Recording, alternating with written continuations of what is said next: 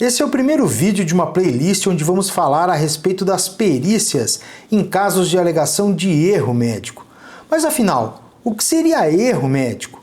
Vamos tratar também de todo o estigma que envolve essa expressão. Será se de fato ela é a melhor maneira de nos referirmos ao problema? Judicialização da medicina é algo que realmente devemos nos preocupar ou seria um mito? Responsabilidade médica e todas as consequências cíveis, criminais, administrativas e ético-profissionais. A perícia do alegado erro médico, de fato, é a mais complexa e delicada tarefa médico-legal. Como considerar o dano? Como estabelecer o nexo causal? Como avaliar todas as circunstâncias e riscos em que se deu o ato médico? E tudo isso sem se esquecer do dever do perito de abstenção de abusos. Vamos responder a todas essas questões ao longo dos vídeos que gravaremos sobre esse tema. Não deixe de assisti-los todos, sempre até o final e na ordem em que postarmos. Vamos começar?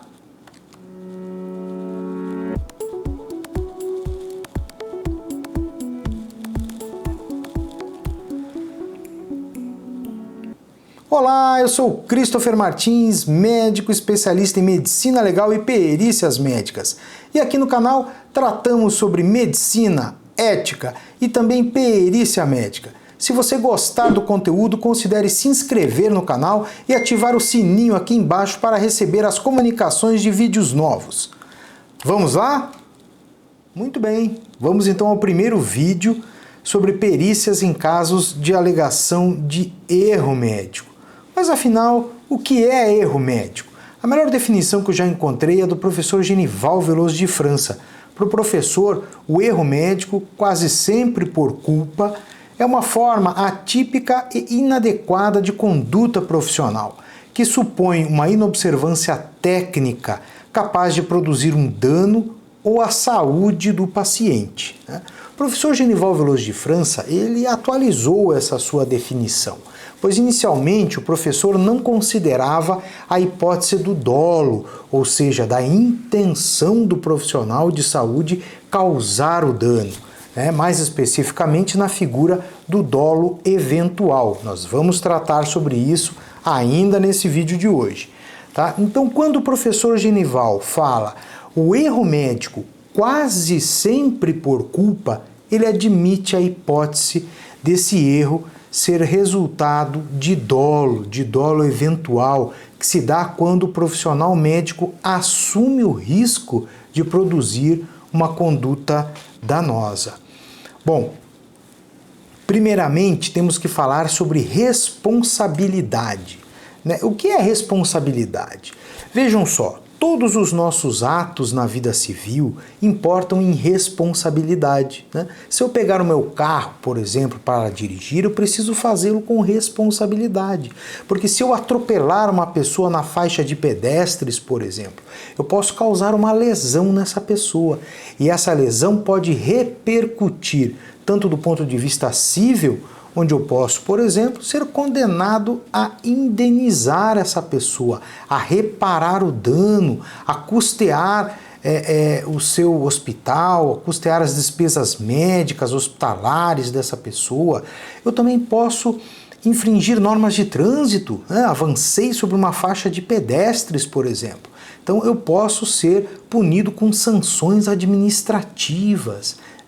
Lembrando que uma lesão corporal é crime, é fato típico e antijurídico, está lá no nosso Código Penal, ou seja, um mesmo fato, um atropelamento numa faixa de pedestres pode resultar em processos em instâncias diferentes.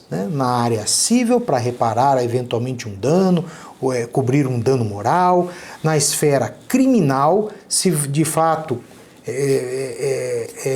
constituir um fato típico e antijurídico, e administrativamente, se houver alguma norma da administração pública no sentido de que aquilo não poderia ser feito, pode ser aplicada uma sanção. Do ponto de vista médico, se dá da mesma forma. todos os nossos atos na vida profissional, todos os nossos atos enquanto médicos, ele se dá de maneira análoga, né? Ou seja, um mesmo ato médico pode resultar em responsabilidade civil, em responsabilidade criminal, administrativa e ético-profissional. Não, mas como assim, Christopher? Um mesmo fato, um mesmo ato médico pode resultar em mais de um processo? Exatamente, né? Vamos a um exemplo, para ficar mais claro, vamos a um exemplo. Vamos imaginar um profissional médico que deixa o pronto-socorro onde está escalado antes da chegada do seu substituto, né? Um pronto atendimento de clínica médica. E ele deixa esse pronto atendimento antes da chegada do seu substituto e nesse intervalo de tempo aparece um paciente em parada cardiorrespiratória. Sem assistência médica, o paciente evolui para o óbito. Tá? Essa família pode entender que há algo a ser reparado, né? Que o seu familiar, o seu ente querido, chegou a um pronto atendimento e não tinha lá a figura, a presença do médico para assistir. Isso gerou uma consequência, o paciente foi a óbito. Então, sim, pode haver o dever de indenizar, até do ponto de vista moral, essa família. Tá? Da mesma maneira, do ponto de vista criminal, esse fato pode ser interpretado como um homicídio culposo, né? Ou seja, o médico deveria estar lá e não estava, o médico se ausentou, ele foi imprudente ao se ausentar. Ele não deveria ter feito dessa maneira antes da chegada do seu substituto. Tá? Ou, mais grave ainda, pode-se ter a interpretação de que quando ele deixa o pronto-socorro, quando ele sai antes da chegada do seu substituto, ele assume o risco de chegar a um paciente grave, necessitando da sua assistência e ele não estar lá presente. Ou seja, pode ser interpretado como dolo eventual, na situação em que o médico assume o risco de produzir o dano. Do ponto de vista ético-profissional, também o Código de Ética Médica é claro nesse sentido. Nós não podemos nós não podemos abandonar um plantão sem a presença do nosso substituto. Quando há um caso em que não é possível o substituto nos render, nós devemos entrar em contato com o diretor clínico da instituição e comunicar esse fato ao diretor clínico, pois é dever do diretor providenciar um substituto ou ele próprio render o plantão. Tá? Mas nós não podemos nos ausentar pura e simplesmente desse plantão a nosso bel prazer, tá? Sob risco de responder não só civil, não apenas criminalmente, como também do ponto de vista ético profissional. E tem também as normas que envolvem o hospital em si, o pronto-socorro em si. Se essa pessoa for um servidor público, vai responder a um processo administrativo disciplinar lá na sua instância. Então entendam, um só fato, um médico que se ausentou do plantão antes da chegada do seu substituto. Isso pode representar mais de um processo. Um fato, vários processos em instâncias diferentes, cada um analisando uma coisa, todos de forma independente, cada processo tem independência completa. Claro que as provas produzidas em um processo acabam parando no outro, a chamada prova importada. Os autos, eles conversam entre si, as instâncias conversam entre si, mas claro, cada uma com a sua autonomia. Tá? Vamos retornar aqui para os nossos slides. Então, isso que a gente quis falar sobre responsabilidade penal, responsabilidade civil e também responsabilidade ético-profissional e administrativa. Responsabilidade penal do médico. Dentro do nosso exemplo, onde o médico se ausentou do pronto-socorro, saiu antes da chegada do seu substituto, nós temos lá o artigo 121, do ponto de vista de responsabilidade penal do médico. 121 do Código Penal, que diz: matar alguém tem a pena de reclusão, e a modalidade culposa, no seu parágrafo 3º, diz assim: se o homicídio é culposo, a detenção ela é menor de 1 a 3 anos, contra o homicídio simples, que a reclusão é de 6 a 20 anos. Mas vejam que interessante, quando do homicídio culposo, o próprio parágrafo 4º deixa bem claro uma situação que é relevante para o exercício profissional médico. No homicídio culposo, a pena é aumentada de 1/3 se o crime resulta de inobservância de regra técnica de profissão, arte ou ofício. Ou seja, a partir do momento que um profissional médico deixa de observar uma norma técnica da sua profissão, ele passa a responder, passa a arcar com um aumento, com a possibilidade de um aumento na sua pena. Tá? E, sem dúvida alguma, que se ausentar de um plantão é algo que expõe terrivelmente o profissional médico. Aqui falamos do dolo eventual, essa figura que o próprio professor Genival Veloso de França admite como sendo uma hipótese para a caracterização do erro profissional. O dolo eventual é a modalidade em que o agente não quer o resultado. Ele não quer o resultado, por isso continua sendo, em tese, era algo culposo. Ele não queria causar aquilo, mas ele assume o risco de produzir. Quando um profissional médico deixa o plantão do hospital antes da chegada do seu substituto, ele, de certa forma, permite a interpretação de que ele assume o risco de produzir.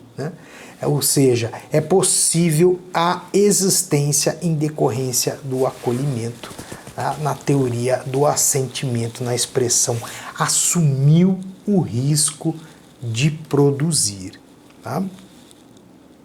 Bom, com relação à responsabilidade civil do médico, aquele dever de indenizar, de reparar o dano causado ao paciente. Nosso Código Civil, em seu artigo 186, assim diz: aquele que, por ação ou omissão, voluntária, negligência ou imprudência, violar direito e causar dano a outrem, ainda que exclusivamente moral, comete ato ilícito. Tá?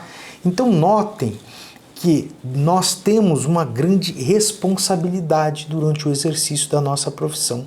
Devemos agir sempre com o máximo de cautela, o máximo de zelo, pois estamos expostos à responsabilidade criminal, como já conversamos, e também à responsabilidade civil.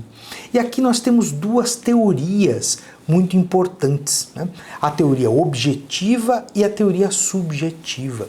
Dentro da teoria subjetiva, nós vemos a profissão médica como uma profissão de meio, ou seja, o médico ele tem por obrigação prover todos os meios ao seu alcance em benefício do seu paciente, tá? Todos os meios ao seu alcance em benefício do paciente.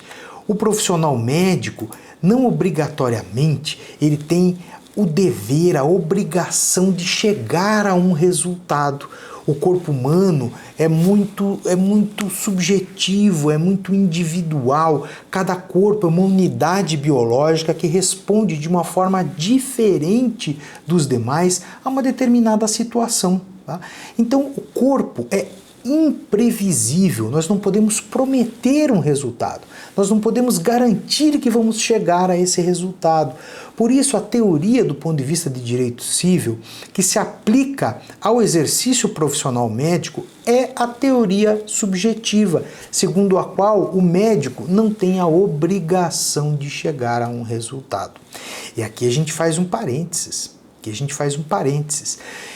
do motivo pelo qual nós temos uma preocupação muito grande com a questão dos colegas médicos que ficam apresentando o antes e depois, aquelas imagens que de certa forma prometem resultado. Sem dúvida alguma é uma arte de engodo, né? Uma arte de enganação do paciente, pois não é possível garantirmos esse resultado.